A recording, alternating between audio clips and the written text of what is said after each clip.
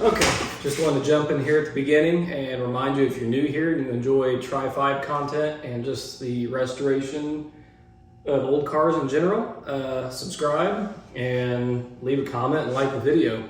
And this one, we're going to get into seeing the 57 convertible all finished up with the interior, as well as a 55 project we got in at work to do some electrical work on before it gets sold, and a little bit on the gasser here. So we're going to kind of have a mixture of everything. So yeah, this one's especially Tri-5 oriented, so if you're here for that, then you ought to have a good time. So let's get on with the video.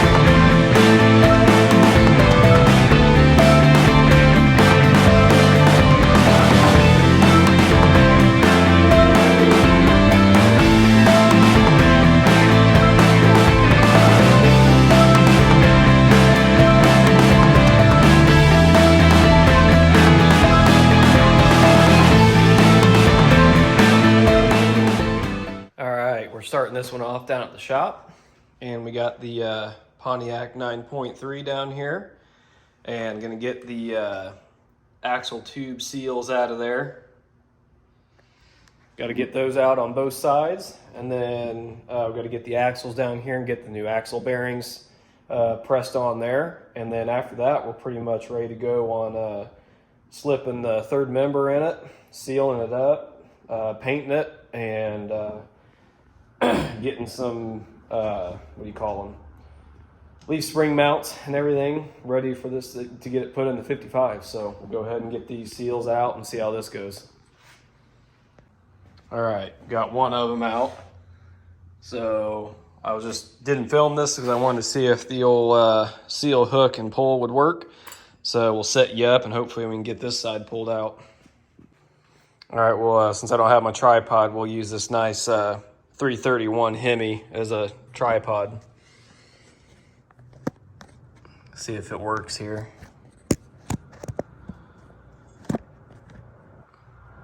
Hey, not bad, I'll take it. Need to scoot this down just a little bit anyway.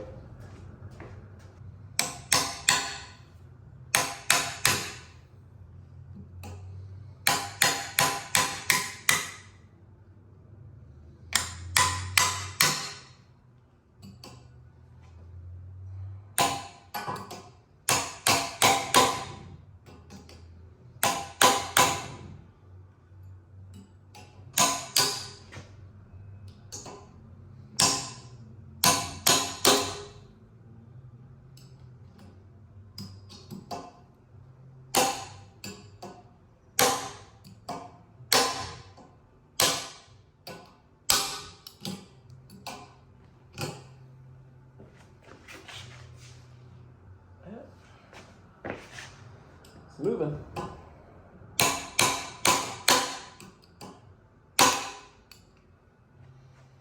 There we go. All right, now that we got those seals pulled on the outside, if you go back and watch the previous videos on this rear end, this thing sat underneath a 64 Catalina, I believe it was. Sat outside for a long time. Someone who cut some previous stuff out gouged the housing pretty good. So I'm gonna weld that up. And we got a random rust hole right there. I'm gonna weld up. And then a rust hole down in that bracket pocket, I'm gonna weld up. And then where I cut these brackets off, I got fairly deep right here. So I'm just gonna weld that up. And I think that's all I have to do, but I'll roll this thing around, be sure I don't miss anything, shine the light around, be sure I'm not seeing any light coming through, but pretty sure it's just those 2 pin holes and the little slits from cutting stuff off that I need to weld up. Man, it's best to do it obviously like this. It's not painted, no gears are in it, no axles are in it, nothing like that, so it's perfect. We'll go ahead and break the welder out and get this thing done.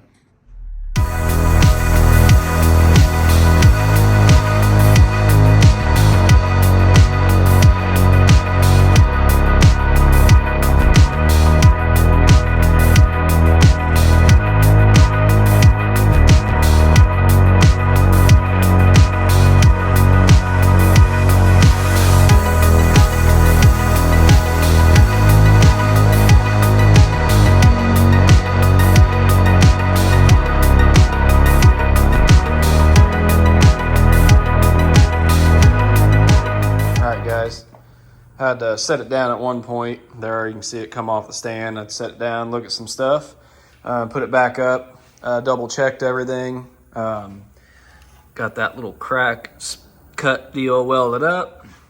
Got the little one welded up top here, and boy, it struggles to weld on this porous metal that's had gear oil in it. Doesn't want to do the best. And then right there as well. And this one up in there. So she's all ready. All we got to do now is get the new seals installed, get the axles down here, and swap the bearings out, and this thing's ready to paint and reassemble. All right, we've got it set back up over here. It's the next day. I went ahead and installed the new axle seals. Pretty simple. Cleaned out the insides and put a little bit of bearing grease on the edges to slide them in a little bit easier, and used our seal installer and got those installed. So now I'm about ready to go grab one of the axles and get started on doing those bearings. All right, got the first axle over, and got to get this top ring off. Got to cut it off, knock it up, and then knock it off, and we'll go over and slip this thing in the press, and we'll press this off after we get this guy cut off. All right, got both our rings off, and I barely, where's this one at? If I can find it here. Barely nicked this side here. Anyway, they're both off, and all I did was basically kind of cut a flat spot in this one here. As you can see, there's that little spot I went all the way through. But once you cut that like that and get that slit cut in it, it gets this whole piece warm enough that it's expanded a little bit. And then I took just a little chisel and my hammer, laid the axle down on the end of this blanket so it wasn't digging into the concrete, and just used that, knocked it off, come right loose, and slid it right off. So now we're ready to go over here to the press and get these bearings off.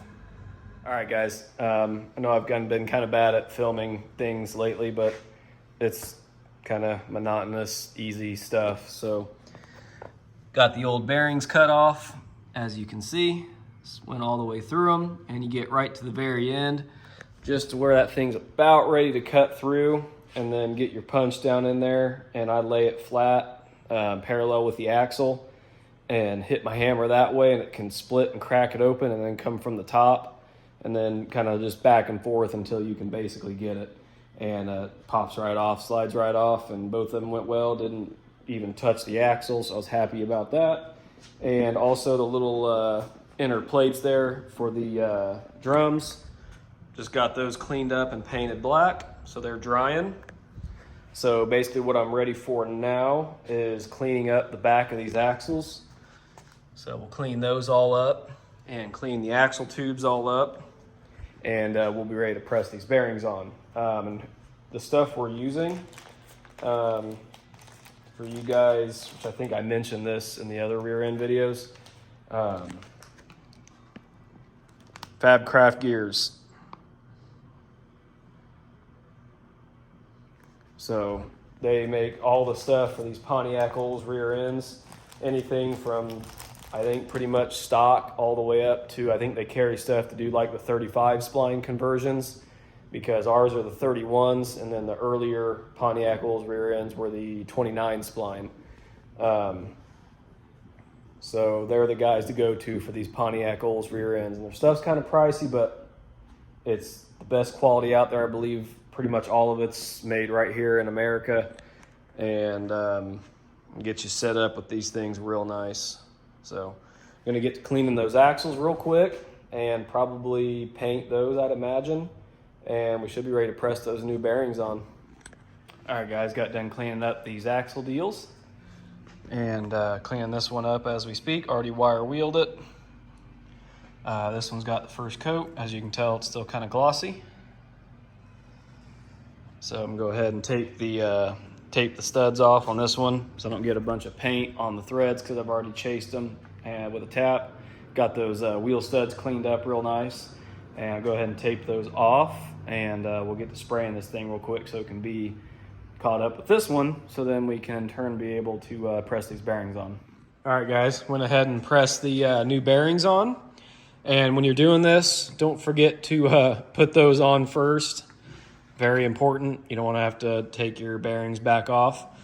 And if you guys end up running these Fabcraft bearings, it's got this little rubber O-ring seal here, and those face outboard towards your wheel, which is how we got them there. And we got these pressed right up against the race, and we got the little keepers put on as well. And these are all painted up and ready to go. So next step is going to be getting the rear gear, or the pig, down here, so we can put the gasket on and get it all sealed up, drop it on, bolt it down, and then we should be able to slip the axles in it, since they're all done now, and get this thing put together. And that means it's going to be ready for mock-up underneath the car, so we can figure out where we want to weld our leaf spring perches on. And then once that's done, we can fully finish paint the thing and get that all done. So. And I believe my dad's already got the paint for the pig, because it's actually a certain color and he wants to do it like how it was originally. So anyway, there's that. So I think come Monday, I'm going to run down and get the third member, the pig, for it, and get that thing dropped on.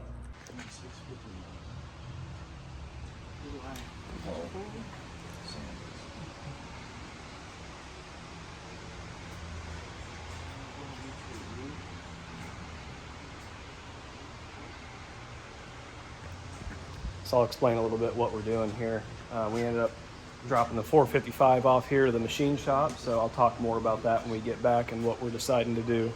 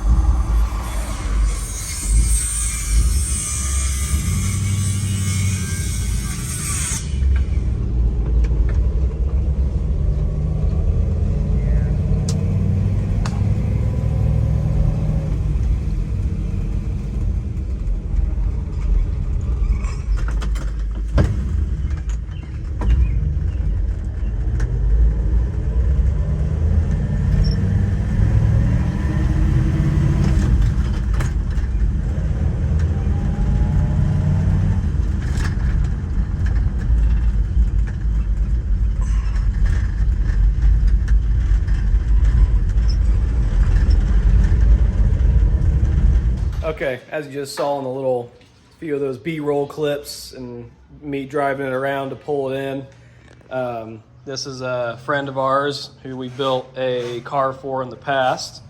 If you go back and watch our videos on the, what year is his, a 30 or 31 Model A? 3031. Yeah, it says 3031 Model A. I couldn't remember which one it was, but I don't know what he's titled it as. But anyway, we built that for him, and he also has this. And I don't know if it's sold yet, but this car is for sale, so we're going through and doing some electrical work. It had a couple little gremlins.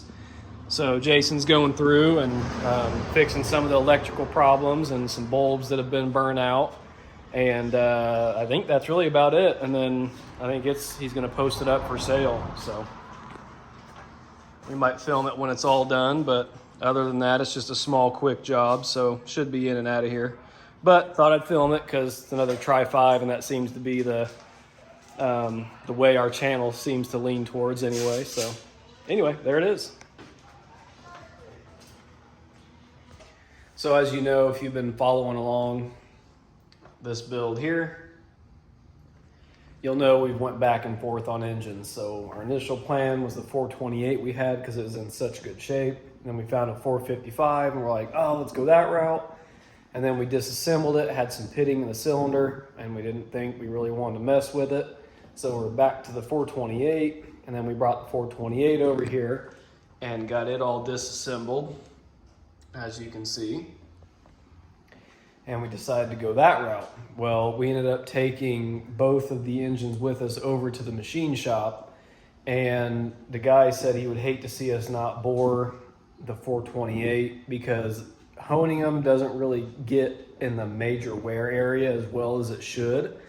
He said it would probably be okay, but just not something he prefers.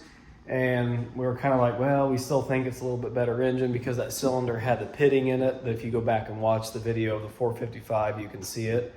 But he looked at it and he's pretty sure 30 thousandths will clean it up. And he just happens to have a set of forged 30 thousandths or 30 over pistons for a 455 that he's going to sell us at a good price. So as long as that cylinder cleans up at 30 thousandths, it looks like we're going to go with the 455. So I just wanted to jump in here and say that. And next here, not tonight, but I'm going to get started. I think I mentioned these in another video. We got these little small gussets. And let me grab one of them out of here real quick.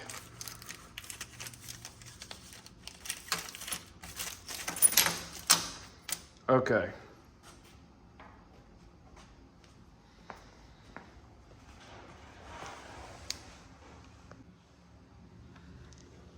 Underneath here, see if I can get it to, see if we can see it. We're gonna run some gussets up in here like that. So I'll film it better obviously when I go to do it, just giving you a little update here, even though this is probably going to be the clip prior to me actually doing it. So anyway, hopefully this next clip here, we'll be prepping all that crap under there to weld those little gussets in. Okay, made it out here this evening to get these gussets welded in. So let's go ahead and break the welder out, get these gussets out, start getting some of the surface rust cleaned off those, clean up the spots I need to weld to the chassis, and we should be good to go.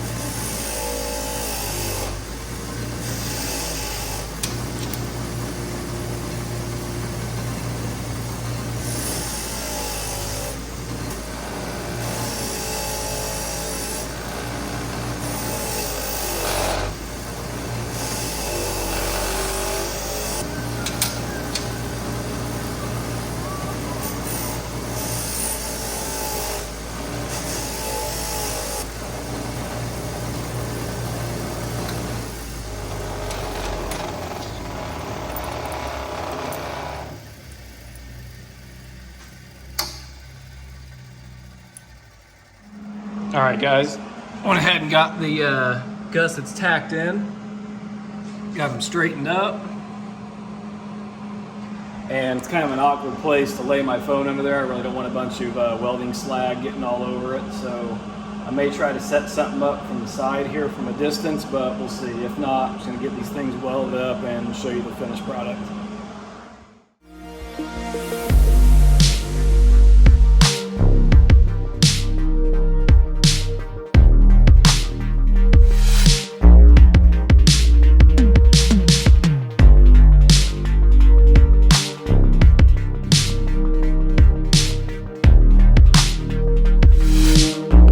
Okay guys, got the gussets all welded in, and I forgot this weld, I didn't really hit all the way, so I actually re-ground it, and at the end of the time lapse you can see me re-weld that one. But anyway, gussets are all welded in on both sides, as you can see. So what I'll probably do, go ahead and kick the welder off and grab some paint, throw some paint on those to get them protected for now, and let you see them after I get some paint on them and show you how well they blend in and see how they look. All right guys, got a little black sprayed on them just to protect them for now. And that should dry kind of flat like everything else whenever it's dry, because I literally just sprayed it, so that's why it kind of sticks out like a sore thumb. That one's already starting to dry. So there we go. Gussets are in. Now, I don't know how much those gussets are really gonna help. We just kind of had them and it was fun to weld them in. So I don't know. Looks cool. It's fun to weld them in. So hey, why not do it? But that is gonna do it for this one. I hope you guys enjoyed a little bit of progress and an update on what we're doing with the engine for this car, as well as what we obviously just did to it. And hope you enjoyed seeing the 57 convertible with all the interior in it. Turned out fantastic. And also the 55 two-door Belair that we're in doing some wiring work on. It's a beautiful hardtop car. Like I said, I do believe it's going to be for sale. It's an older restoration, but man, it's a fantastic car. But anyway, yeah, remember to like, comment, and subscribe, and we will see you guys in the next video.